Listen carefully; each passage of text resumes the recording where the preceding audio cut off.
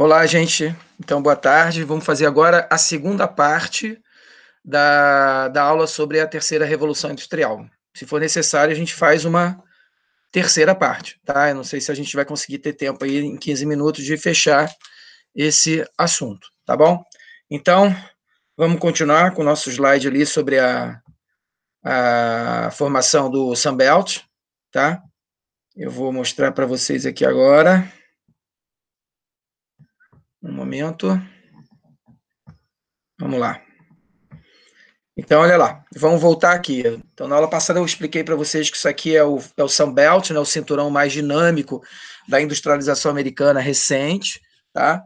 Esse Sunbelt, ele vai surgir após a Segunda Guerra Mundial. Como eu falei para vocês, a gente vai ter depois uma aula só para falar do Sunbelt, tá bom? Falar de uma maneira mais profunda sobre o Sunbelt.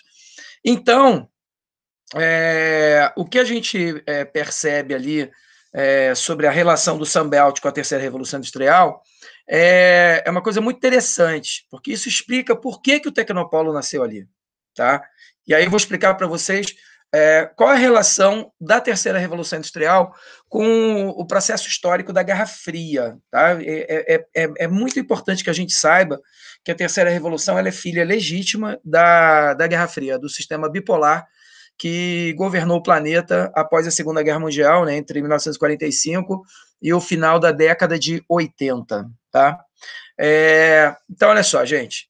Por que o Tecnopolo surgiu ali e por que, por sua vez, a Terceira Revolução nasceu ali? É o seguinte, após a Segunda Guerra Mundial, muitas empresas do setor bélico americano, mas muitas empresas do famoso complexo industrial militar americano, né, uma indústria gigante, bilionária. Essa indústria ela estava concentrada aqui no manufacturing, né? Grande parte da indústria estava por aqui. Mas durante a Segunda Guerra Mundial, com a guerra na Ásia, e principalmente após a Segunda Guerra Mundial, muitas fábricas vieram aqui para a costa oeste. Por quê? Porque o inimigo agora, o grande inimigo agora dos Estados Unidos, é a União Soviética, né? No cenário do pós-Guerra Fria. Desculpa, no cenário da Guerra Fria. Então, os Estados Unidos, o governo americano, teve a preocupação de pressionar as empresas bélicas, né, que eram empresas privadas, para que elas migrassem para a costa oeste, para que elas estivessem próximas de um confronto direto ou indireto com a União Soviética.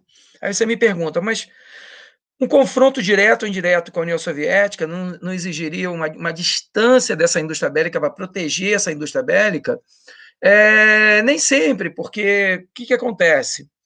Não adianta nada você ter uma indústria distante, porque você tem agora o que a gente chama de mísseis balísticos, né, intercontinentais. Então, pode se atingir ali qualquer parte do planeta. Segundo, porque no caso de uma guerra, era preciso você ter uma mobilização muito rápida desses equipamentos bélicos, né? Armas pesadas, armas leves, mísseis de curto alcance, longo alcance, aviões, enfim, toda a parafernália da indústria bélica americana. Não adianta nada você ter um exército gigantesco, uma capacidade de produção industrial gigantesca, se você não pode mobilizá-la rapidamente, né? E, então, era preciso que ocorresse uma certa distância, que se reduzisse a distância entre o inimigo. Então, boa parte dessa indústria bélica foi para lá, a maior parte foi para lá. E o que isso tem a ver com a terceira revolução industrial e com o Tecnopolo? Tem muita coisa a ver. Porque a indústria bélica ela vai receber muitas encomendas do governo americano durante a Guerra Fria. O governo americano vai fazer não só encomendas, mas vai necessitar de manutenção dos seus equipamentos, de renovação quase que permanente dos seus equipamentos. Então, o orçamento militar americano, o orçamento de defesa dos Estados Unidos, se tornou astronômico, estratosférico durante a Guerra Fria. E a indústria bélica, por sua vez, acabou prosperando muito com a Guerra Fria, né? E à medida que essa indústria bélica prospera com a Guerra Fria, ela vai ter grana suficiente para investir pesadamente em novas tecnologias, em conhecimento científico. Então, essa indústria bélica começou a contratar as universidades, começou a financiar pesquisas nas universidades, junto com os seus próprios cientistas. Mas como é que você prova isso? Se você pegar um estudo sobre os investimentos que foram feitos na Intel, né, a empresa Intel foi a primeira a desenvolver o microchip, né, em 71. Se você abrir o volume de investimentos que a Intel recebeu para desenvolver o primeiro microchip, você vai ver a resposta. Né? Tem um estudo de um cientista espanhol, Manuel Castel, que é um especialista em mudança tecnológica, em revoluções industriais. Ele prova que metade dos investimentos em pesquisa que a Intel tinha eram da indústria bélica, vieram da indústria bélica. A indústria bélica foi a grande financiadora dessa pesquisa. E de outras empresas, você pegar a HP, a Hewlett-Packard, você pegar as empresas de tecnologia mais antigas, a Texas Instruments, elas receberam muito dinheiro do setor bélico. Tá? E o que aconteceu? Esse dinheiro foi canalizado para a produção de alta tecnologia, e dali você tem o surgimento do primeiro Tecnopolo e depois do primeiro microchip. Né? Então, existe uma relação íntima entre a grana que o governo americano gastava com o orçamento militar, que foi parar, obviamente, nos cofres da indústria bélica. Indústria bélica, por sua vez, que migrou para a costa oeste por pressão do próprio governo americano, o grande comprador, o grande cliente dessa indústria bélica, que passou a investir em pesquisa de ponta. Veja bem, esse tipo de interação entre a indústria bélica e as universidades, como eu falei para vocês na aula anterior, começou já no final da Segunda Guerra. Não foi uma coisa, não foi um start ali na década de 70, começou ali no pós-guerra. Mas o grande start na década de 70 por conta do nascimento do microchip, do surgimento do microchip, que proporcionou aquela revolução de acesso à informação que hoje a gente já trabalhou. Tá bom? Então, vamos começar, finalmente, a falar das altas tecnologias da terceira revolução industrial. Então, eu listei aí as mais importantes, e aí a gente vai falando de cada uma delas. Se não terminar isso aí agora, a gente termina na próxima aula, tá? Na terceira parte. Então, vou começar aqui com o título mesmo, né? Por que as novas tecnologias, o que os economistas chamam de a nova economia, né? As novas tecnologias, a high technology, ela é chamada assim, né? A famosa tecnologia de ponta. Por que ela é chamada assim? Por conta do seu alto conteúdo de informação científica. Essas novas tecnologias, elas têm essa característica. Elas têm uma quantidade muito grande de conhecimento científico, de conteúdo científico. E outro detalhe interessante, que vocês vão percebendo aos poucos também, essas novas tecnologias, elas vão se interagindo, elas vão se integrando cada vez mais.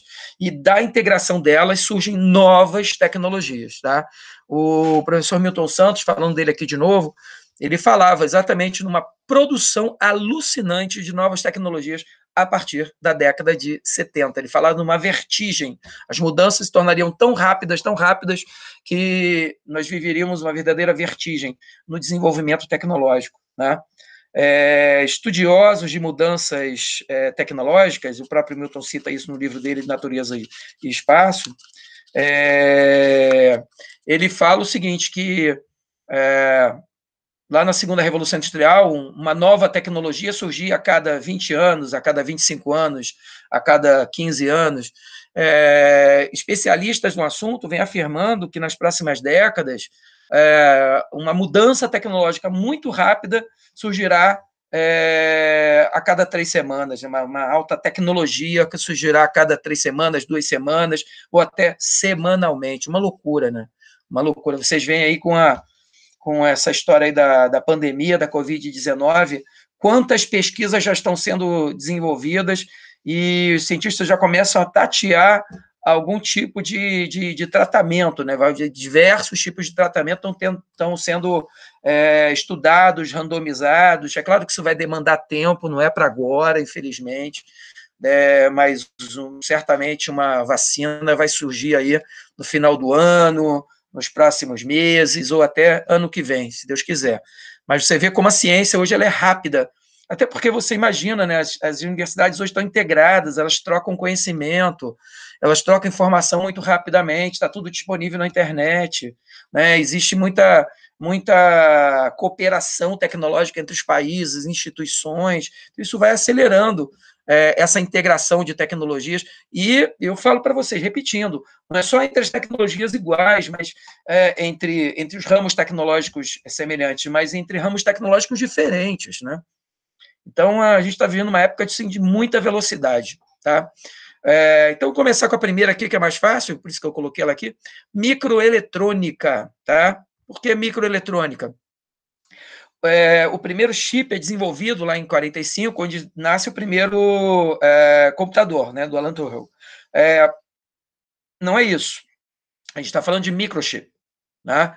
Ou seja, com o microchip surge o primeiro microcomputador. Isso é em 1971. Primeiro computador comercialmente viável é em 1975. Tá? Então, a gente passa do computador para o microcomputador, tá? Na década de 70. Então, a tecnologia da microeletrônica, tá? Microeletrônica ou microinformática, tanto faz.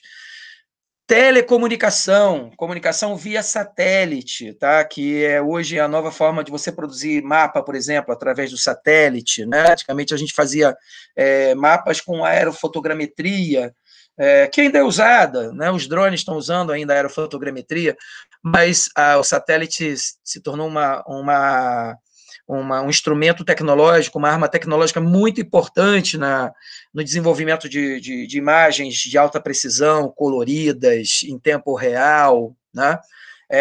Vou contar uma história rápida para vocês sobre imagem de satélite, vocês veem como isso tem a ver com a Guerra Fria, né? Lá na crise dos mísseis, os americanos descobriram que a União Soviética estava instalando ogivas nucleares em Cuba por conta de aerofotogrametria, né? Um avião chamado U-2, que tinha lá os equipamentos fotográficos, sobrevoou a ilha de Cuba e conseguiu fotografar as ogivas. Essas fotos foram parar na mesa do Kennedy, que ligou imediatamente lá para Nikita Khrushchev, em Moscou, e exigiu lá explicações, né? Os Estados Unidos, eles faziam muita espionagem, né, com o U-2, e um avião U-2 acabou caindo na União Soviética. E isso gerou uma crise diplomática imensa, né? E foi dali que os Estados Unidos resolveram investir pesado em satélite. Resolveram investir pesado em comunicação via satélite. Você vê, a telecomunicação ela surgiu de uma necessidade de mapear, de espionar o inimigo a longa distância sem que ele pudesse perceber, né? Sem que esse tipo de problema diplomático ocorresse. Então, muitas invenções surgiram nessa corrida aeroespacial, nessa corrida bélica, né? nessa corrida armamentista, mas também da corrida aeroespacial. Tá? Fibra ótica. Tá? Então, telecomunicação, gente, só para repetir aqui, telecomunicação é comunicação via satélite, ok? E daí surgem muitas outras tecnologias. Fibra ótica. Fibra ótica é uma tecnologia que é um cabo que envia informação em alta velocidade, tá? Porque ela tem uma frequência que permite isso, né? Uma frequência próxima da luz que permite um fluxo de informação muito grande, né? Lembrando ali que quando a frequência é muito elevada é porque o comprimento de onda é pequeno, né? Então eles conseguiram criar uma frequência com um comprimento de onda muito pequeno para que você tivesse um fluxo de informação muito grande, tá? A fibra ótica ela é muito veloz, muito veloz. Tão veloz quanto a telecomunicação, em alguns casos até mais veloz, tá? Você pode ver, você vê a importância da fibra ótica. Cidades hoje que possuem sistemas de fibra ótica são cidades hoje que conseguem ter uma capacidade de atrair investimentos muito grande, empresas, né, indústrias, escritórios, porque assim você consegue acessar a informação, tomar decisões de uma maneira mais correta, mais rapidamente, tá? Você vê aí o famoso meio técnico, científico e informacional tá aparecendo para a gente aí cada vez mais. Telemática. Telemática. O que seria telemática? Telemática, gente, também pode ser chamada de, eu vou escrever aqui para vocês, infovia. Infovia, tá?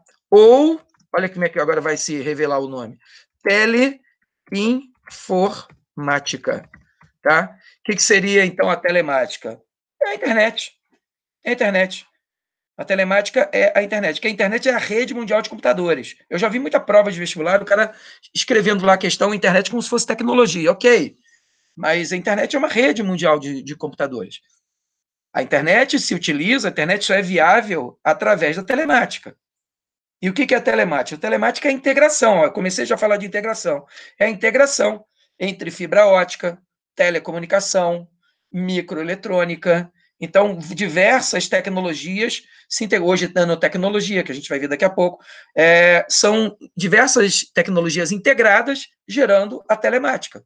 Então, a telemática é a fusão ali entre telecomunicação, fibra ótica, microeletrônica, tá? Permitindo aí essa rede mundial de computadores, tá? Na qual a gente está aqui se comunicando. Beleza? Vamos falar mais uma? Vamos falar mais duas. Mecatrônica. Mecatrônica. O que seria mecatrônica? Mecatrônica é a engenharia que vai integrar a engenharia mecânica com a microeletrônica, hoje com a nanoeletrônica, tá?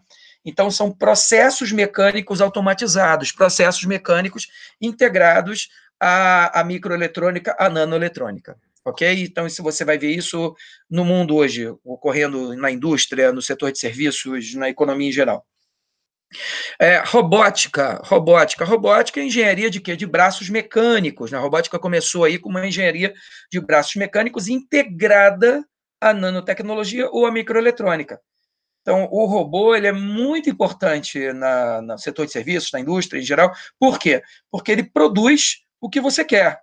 Então, ele torna a linha de produção, como a mecatrônica também, torna a linha de produção flexível. Você programa a mecatrônica, você programa o robô e eles vão produzir o que você quer que eles produzam, obviamente, com algumas adaptações. Então, o robô ele permite flexibilidade ao processo produtivo. Aquela linha de produção rígida do Fordismo acabou, que agora você consegue ter uma linha de produção flexível. O robô é rápido, é extremamente veloz, precisão, ele tem uma precisão imensa, tá? E, obviamente, ele substitui força de trabalho. Então, ele se tornou uma grande vantagem para a economia global. E hoje ele está sendo empregado em diversos setores da economia, né? Inclusive reduzindo aí muitos postos de trabalho. Depois a gente vai discutir essa questão lá na frente. Tá?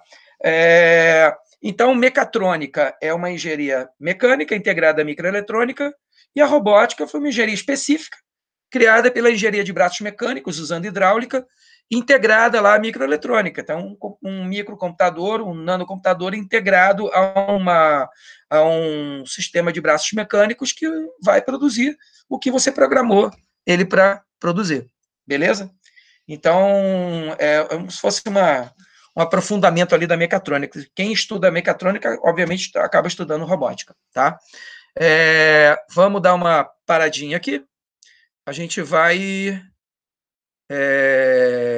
continuar na próxima aula. Vamos encerrar essa parte aí da terceira revolução, espero, na próxima aula. Tá bom? Um abraço a todos.